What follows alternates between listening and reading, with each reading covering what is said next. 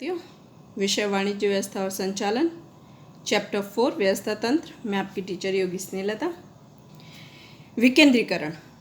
विकेंद्रीकरण का अध्ययन हम दो बातों से स्पष्ट होता है। पहला है कि कितनी ही व्यावसायिक इकाइयाँ ऐसी होती हैं कि जिनमें मात्र उच्च स्तर पर ही अधिकार केंद्रित होते हैं और उच्च स्तर द्वारा ही अधिकार नियंत्रण किए जाते हैं। विकेंद्रीकरण का मतलब, जैसे हम सिंपल भाषा में अगर विकेंद्रीकरण कहें, यानी कि कार्य को बांटना, अधिकार को बांटना नहीं, कार्य को बांटना और कार्य से संबंधित अधिकार और दायित्व का बांटना, वो विकेंद्रीकरण कहलाया जाएगा अगर हम साधारण भाषा में कहें तो।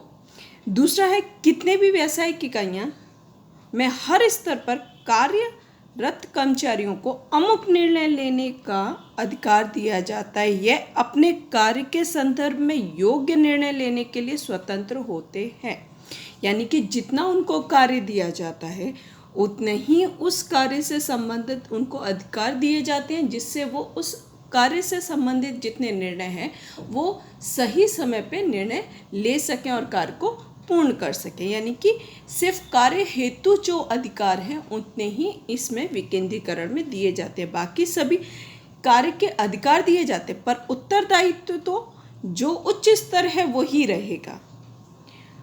अर्थ है उच्च स्तर से निम्न स्तर की ओर क्रमशः अधिकार सौंपने में के व्यवस्थित प्रयत्न को विकेंद्रीकरण कहते हैं।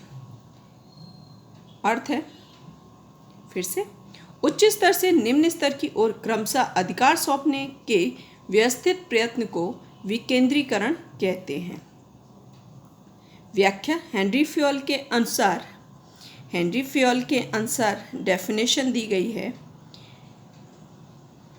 अधीनस्थों को अधिकार सौंपने का कार्य विभाजन करके निर्णय प्रक्रिया में शामिल करना अर्थात विकेंद्रीकरण। एक ऐसा प्रबंध के जिस स्तर पर कार्य करना है उस स्तर के कर्मचारियों को निर्णय लेने के अधिकार देने को विकेंद्रीकरण कहते हैं। यानी कि ऐसा स्तर तैयार करना जहाँ पे कार्य करना है, कार्य करने का कर्मचारियों को निर्णय के लिए अधिकार देने को हम विकेंद्रीकरण कहते हैं। अगर हम विकेंद्रीकरण का विचार कहें तो अधिकार और दायित्व के साथ जुड़ा हुआ बहुत ही महत्वपूर्ण विचार है ये। संचालकों के द्वारा अधिकार केंद्रित रखना या विकेंद्रित करना ये स्वयं निश्चित करना होता है, क्योंकि ये कोई प्रक्रिया नहीं, पर संचालकों पे निश्चित करने की एक है कि अधिकार वो केंद्रित रखना चाहते हैं अपने पास या कार्य के अनुसार उन कर्मचारी या अधिकारियों को बांट के विकेंद्रीकरण अपनाना चाहते हैं। अधिकारियों इकाई के संदर्भ में निश्चित करते समय छोटे कद की इकाइयों के लिए केंद्रित अधिकार का विचार है और विशाल कद की इकाइयों के लिए विकेंद्रीकरण अधिकार का विचार ज़्यादा सफल दिलाता है। यानी कि अगर बड़ी इकाइयां हैं तो वहाँ पे विकेंद्रीकरण ज़्यादा सफलता प्रदान करता है, जबकि छोटी इकाइयां हैं या एकाकी पेड़ी है वहाँ पे आप केंद्रीकरण का अपना सकते हैं और उसके अनुसार कार्य कर सकते हैं। अब इसका महत्व देखते हैं। संचालकों की सफलता का आधार ज़्यादातर अधिकार और दायित्व के योग्य विभाजन पर रहता है। केंद्रीकरण में आत्मकेंद्रीयता, अवैज्ञानिक निर्णय, असहयोग, विशिष्टीकरण का अभाव या अधिक कार्यभार जैसी हानियां भी देखने को मिलती हैं। इसलिए अधिकार और दायित्व का उचित विभाजन करना विकेंद्रीकरण का सबसे खूबसूरत प्रचलित ये विचार है, जिससे आधुनिक समय में व्यावसायिक इकाई में विकेंद्रीकरण का उपयोग करके बड़े पैमाने पर इसे देखा जा सकता है, क्योंकि बड़ी इकाइयाँ इसको अपनाना ज़्यादा पसंद करती हैं। जैसे पहला है इसका महत्व में त्वरित निर्णय। केंद्रीकरण में किसी कार्य के साथ जो व्यक्ति जुड़ा हो उसे कार्य या प्रवृत्ति के संदर्भ में निर्णय लेने की स्वतंत्रता होनी चाहिए। जिस स्तर का भी कार्य हो उसी स्तर के लिए वो निर्णय अमल में प्रारंभ हो सकता है या उसी कार्य से संबंधित उसको निर्णय लेने की स्वतंत्रता होगी और निर्णय जल्दी लेने से उसको उसका प्रभावशाली असर देखने को मिल सकता है। सेकंड है उच्च स्तर।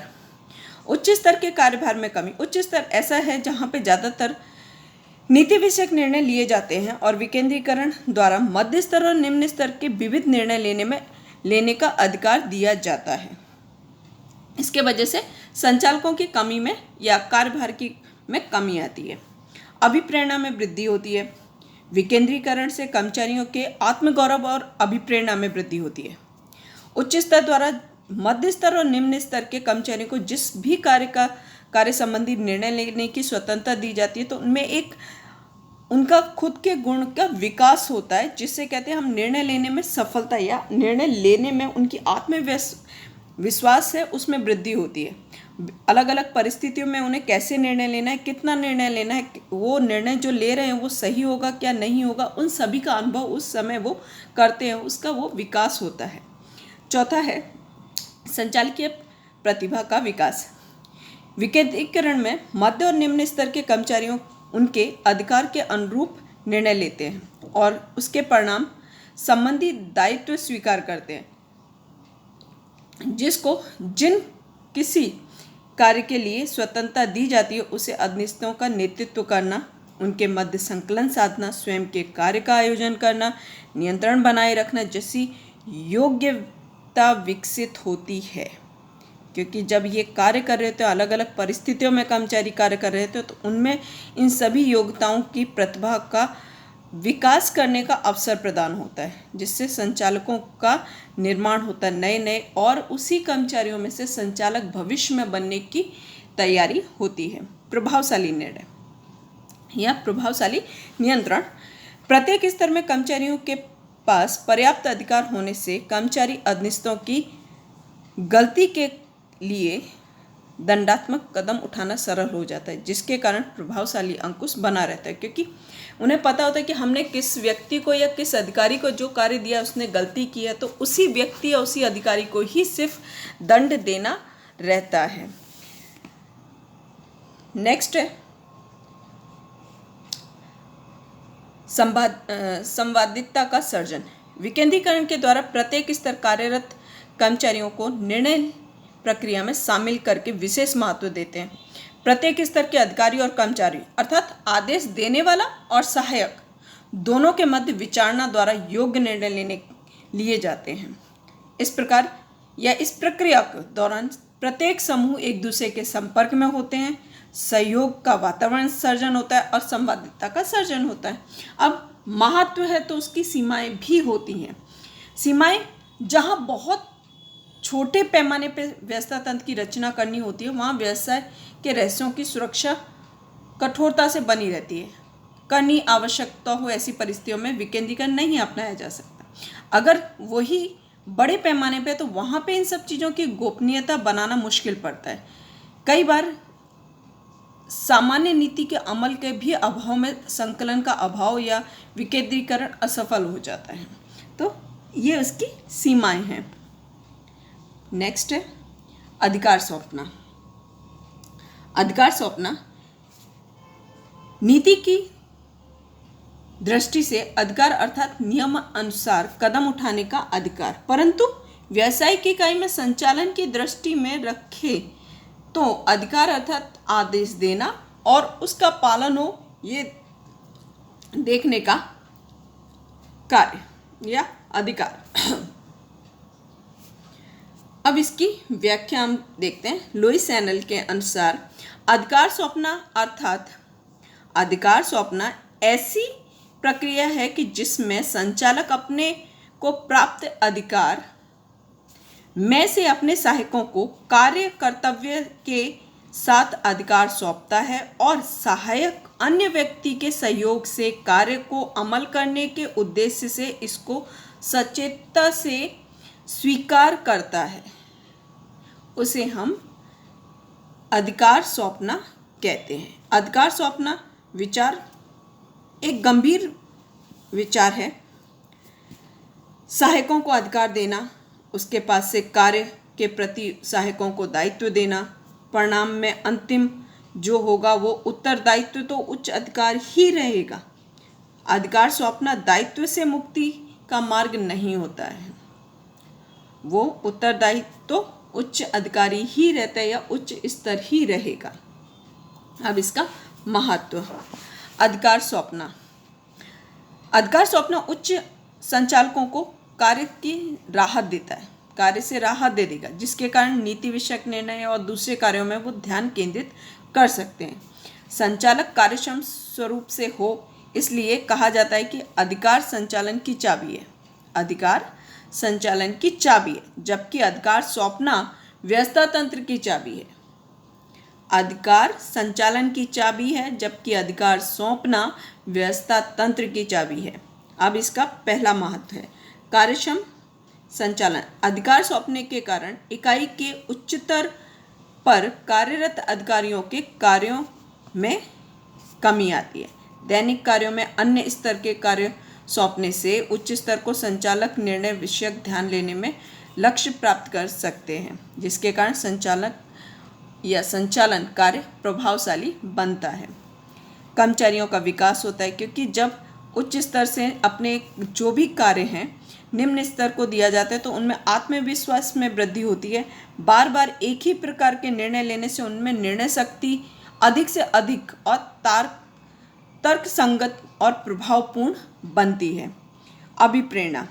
अधिकार सौंपने से कर्मचारियों की प्रतिभा को विकसित होने का अवसर प्राप्त होता है, मनोवैज्ञानिक लाभ प्राप्त होता है। जबकि अधिकारी द्वारा सहायकों को कार्य सौंपा जाता है और दायित्व दिए जाते हैं, तब अधीनस्थों के सहभागी नहीं होते हैं, बल्कि कार्य की सफलता में आत्मविश्वास में वृद्धि होती है, जिससे कर्मचारियों को प्रेरणा मिलती है। नेक्स्ट है विशिष्टीकरण का लाभ।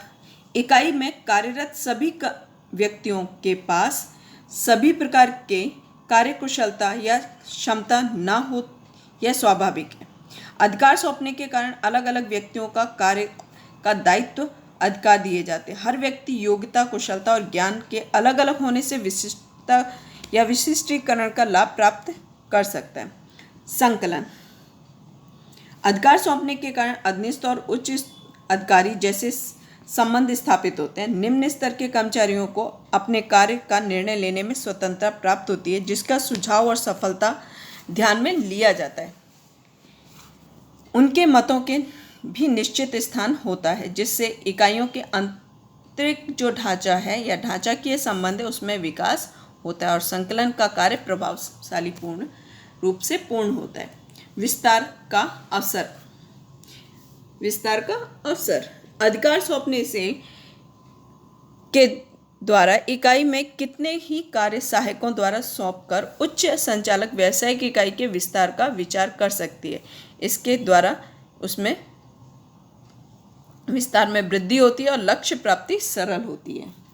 अब हम अधिकार सौंपने के मूलभूत तत्व देखते हैं। अधिकार सौंपने के मूलभूत तत्व कौन से हैं? दायित्व, अधिकार और उत्तरदायित्व। दायित्व सौंपना, अधिकार सौंपना और उत्तरदायित्व का सर्जन।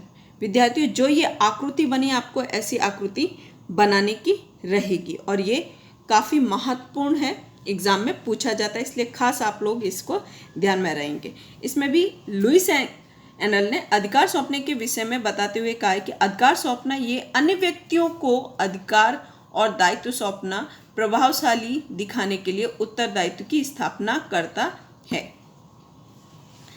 ठीक है, सबसे पहला है दायित्व सौंपना।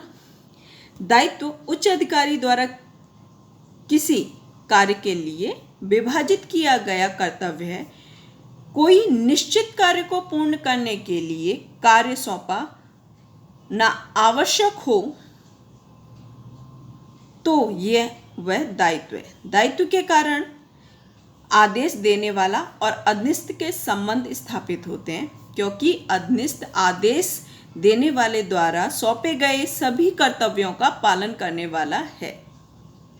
जैसे कि अधीनस्थ का हमेशा उच्च अधिकारी हैं, उनके प्रति दायित्व रहेगा। अधिकार और दायित्व के विषय में यह स्पष्टता आवश्यक है कि जब किसी को कार्य संबंधी दायित्व बांटा जाए तब उस संबंधी अधिकार उस व्यक्ति को देना आवश्यक है।